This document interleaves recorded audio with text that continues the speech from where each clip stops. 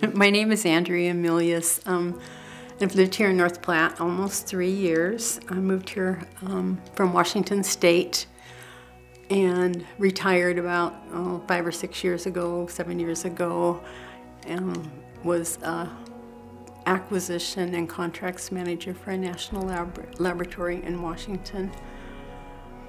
Well, I was always taken to church. My mom took me to church when I was a little girl.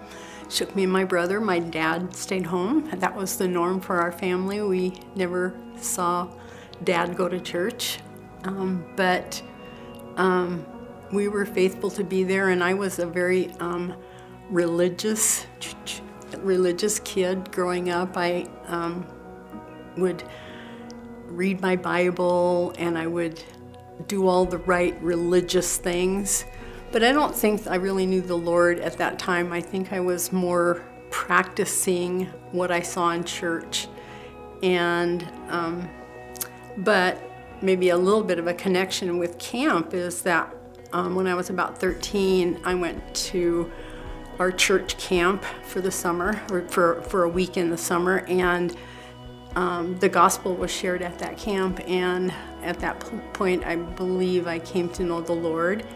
Not real conventional that we would gospel message and scripture that we would use. I think it was Romans 12:1 and 2, which is to be conformed, be not conformed to this world, but be transformed by the renewing of your mind.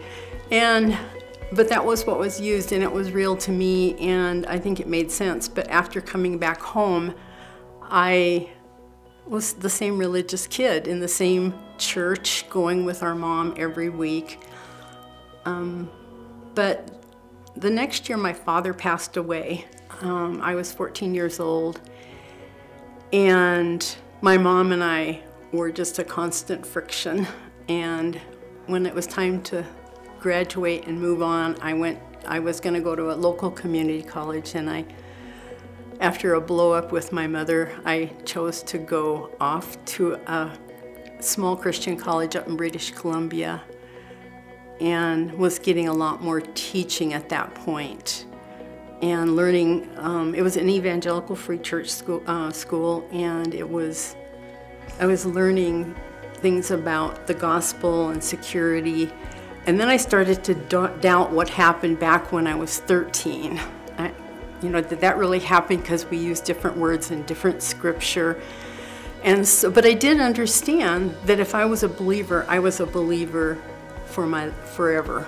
I mean, if I was in the Lord's family, I was in the Lord's family forever. And so at that point, I got really close with the Lord during that time, and prayed that if I was not a believer, that I wanted to be a believer.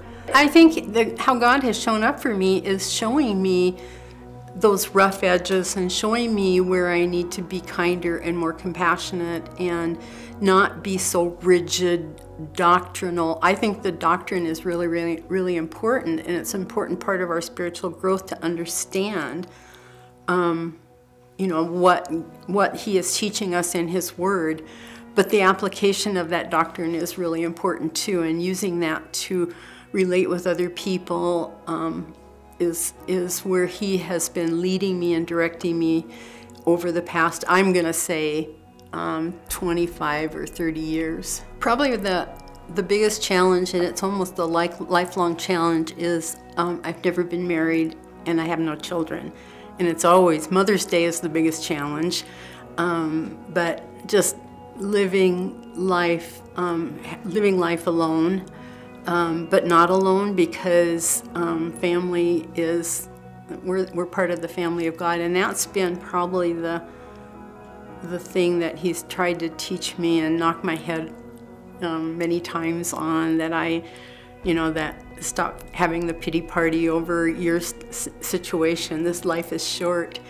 It really just to have the courage to face the next 10, 20 years when things aren't as normal as they were for the previous 50.